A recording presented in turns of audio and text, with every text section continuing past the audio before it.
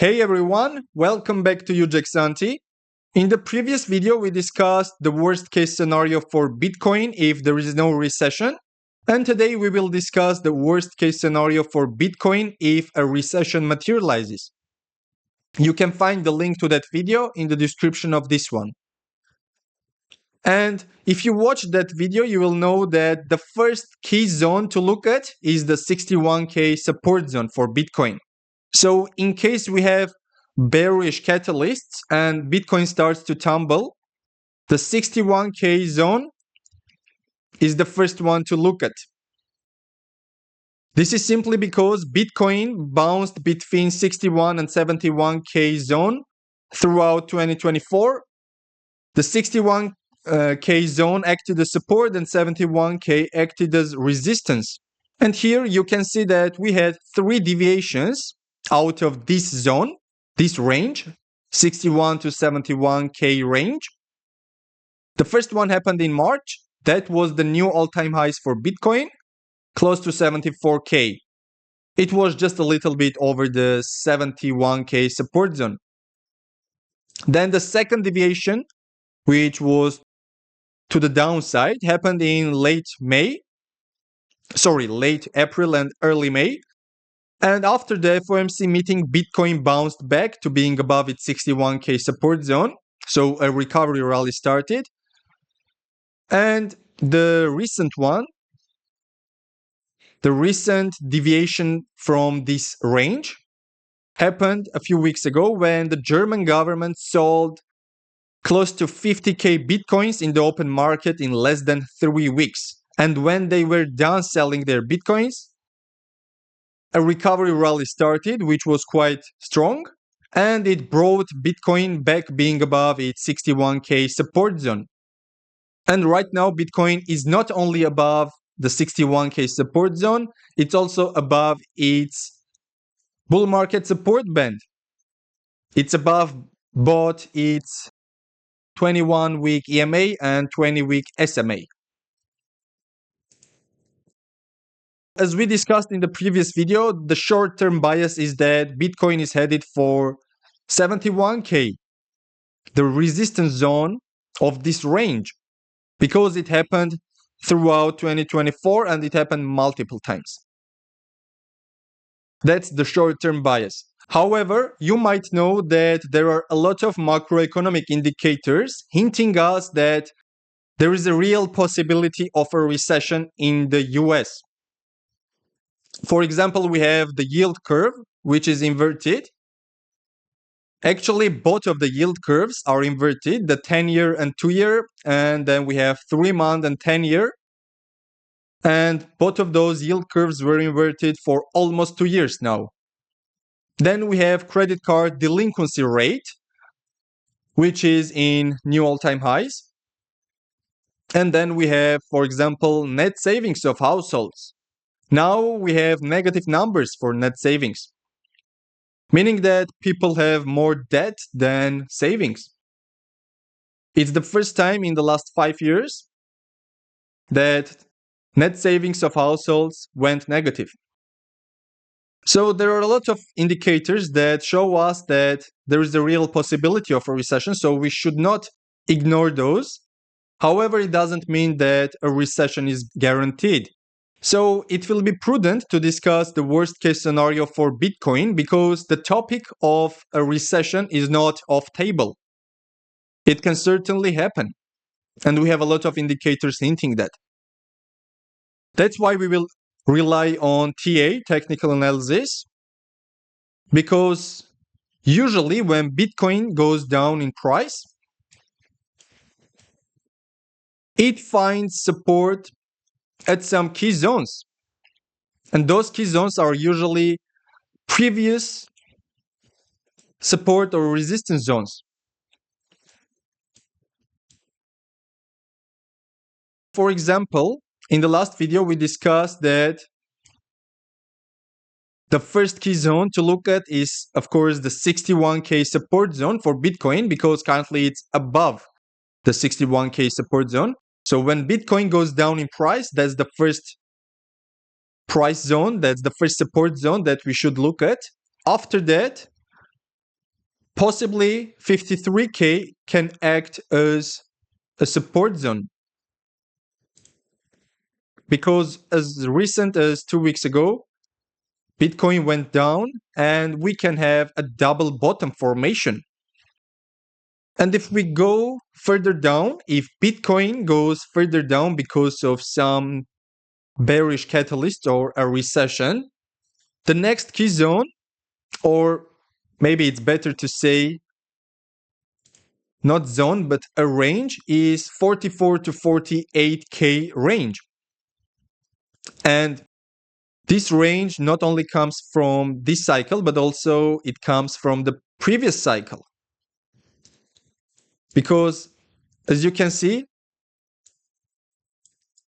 Bitcoin found support and sometimes resistance close to 44 to 48K. In this range, it found support and resistance multiple times in this range. That's why if Bitcoin goes down, that's the next support zone, the potential support zone for Bitcoin. However, if we have a recession, there is a chance that Bitcoin might go even further down. I know that a lot of people will find it hard to believe that Bitcoin can go down as low as 44K if there is no recession. And there will be some other people that will argue that Bitcoin will rally, or at least it will not correct during a recession because it's a safe haven asset.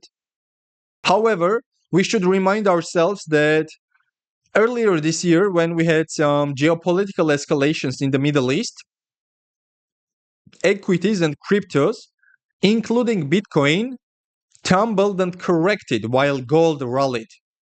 Because gold still is considered to be the number one safe haven asset.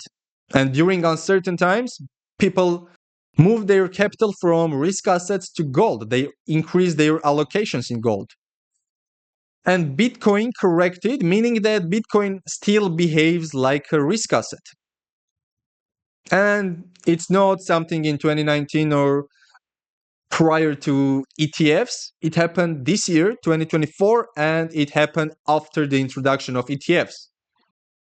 And when it comes to the topic of ETFs, again, we should remind ourselves that it can act as double-edged sword, because we know that a lot of institutional investors and retail investors buy Bitcoin through ETFs, but we should also remind ourselves that they can sell as quick as they buy. If the environment is not very optimistic for them, those inflows can turn to outflows. So that's another argument that ETFs do not change the whole picture. It all depends on the overall environment. If it's not optimistic, I highly doubt that the ETFs will see some inflows or they will not see some severe outflows. If we go to 2019, this was when Bitcoin saw its first and the only recession.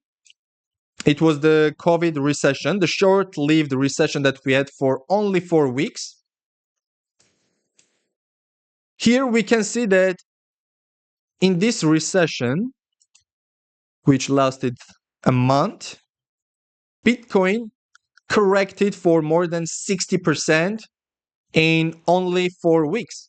Of course, we cannot directly compare 2019 to 2024.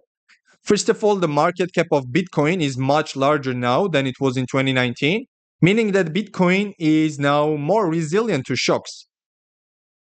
Another key difference is, of course, the introduction of the ETFs, because it acts as a new demand driver for Bitcoin. A lot of institutional investors couldn't buy Bitcoins due to lack of regulation. But now, because we have ETFs, they can. So the point that I want to make is that in 2019, just before the recession, when Bitcoin traded for close to 10K, no one believed that Bitcoin will go as low as 4K. If you have been in crypto in 2019, you will know this. Everyone was bullish because we had a recovery rally after the cool-off period, and Bitcoin started to trade above 10K again. And then we have a recession. And even if you told everyone that we will have a recession, no one would believe that Bitcoin will correct for 60% in only 4 weeks. But that's what happened. So we might see something similar this cycle if a recession materializes. I'm sure that all of us are very bullish on Bitcoin in the long term. However, in the short term, Bitcoin can have some severe corrections if a recession materializes, of course. When people hear 44K or let's say 30K, they do not believe in it. They cannot believe that Bitcoin can correct for, let's say, 50% from the current price. I understand that because I saw that in 2019. However, if we have a recession and it's not a shallow one, Bitcoin certainly can go as low as 30K.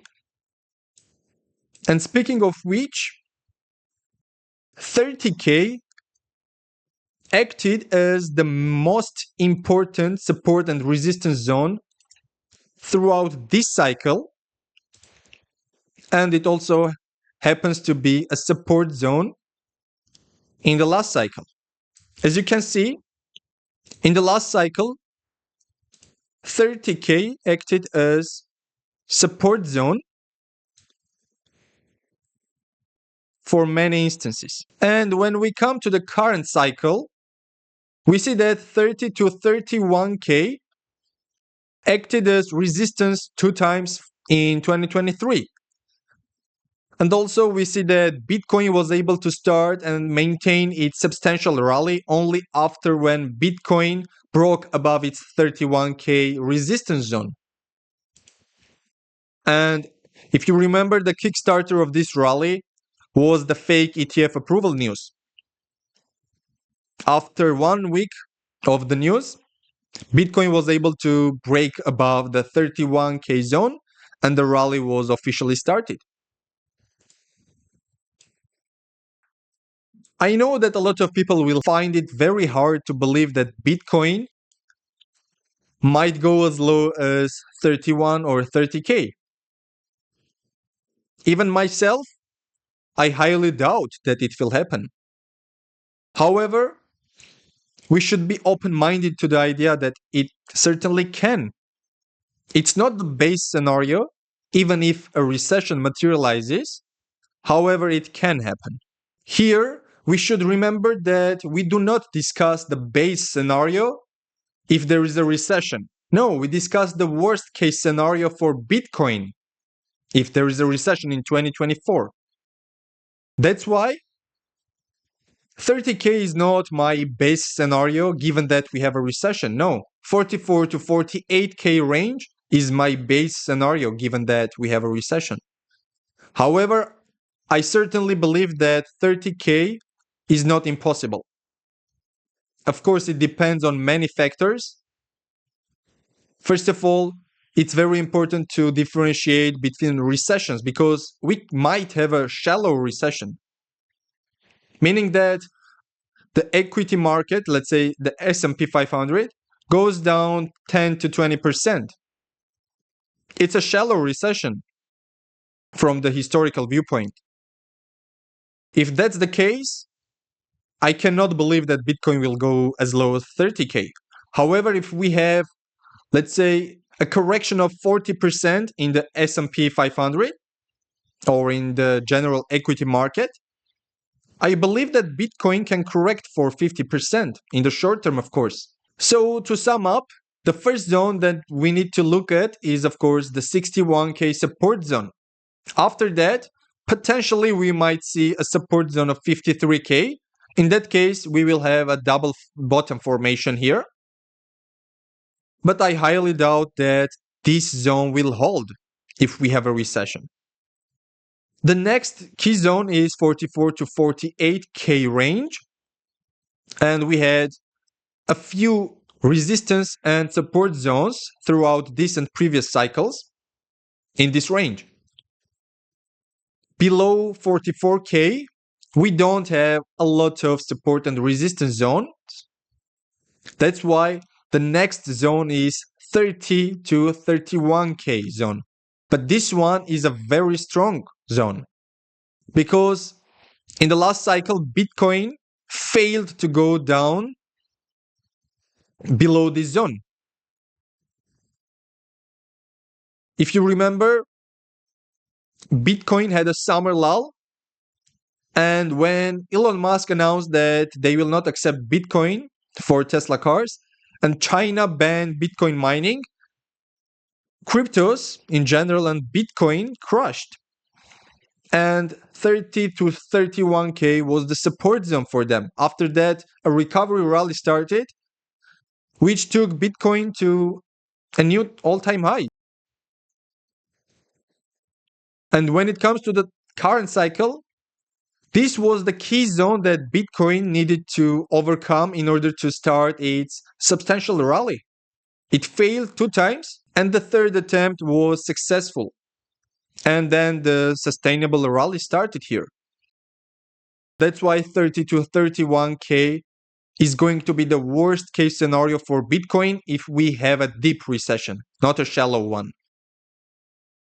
And I just want to mention that this is not my base scenario, even if we have a recession. This is just the worst case scenario. And we should have a lot of things happening at the same time in order to have this result. At first, we should have a recession and it should come in the upcoming months. Because if it doesn't come in the upcoming months, Bitcoin might be trading at, let's say, 80 or 90K.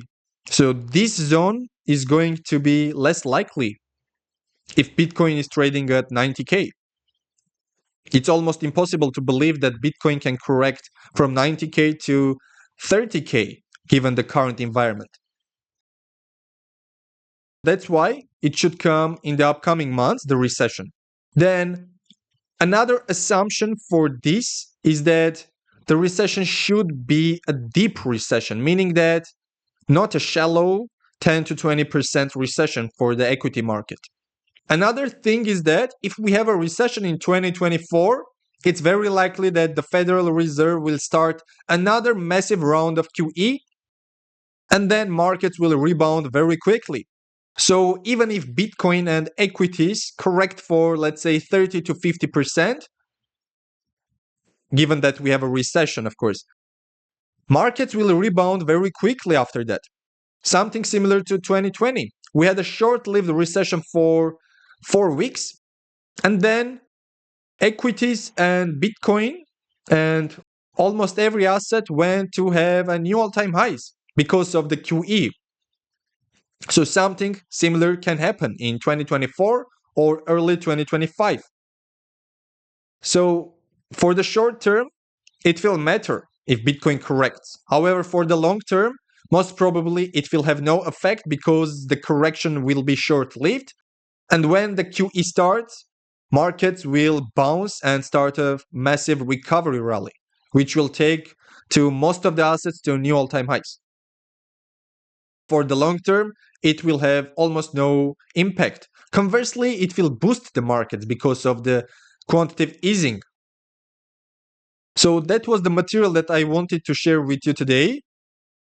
Remember that everything that we discussed relates to the worst case scenario for Bitcoin, given that we have a recession. We should have a lot of things happening at the same time for this scenario to play out. So that's not my base case scenario, and I'm sure that it will not be your base case scenario. Thank you for watching. Please like and subscribe, and I'll see you next time.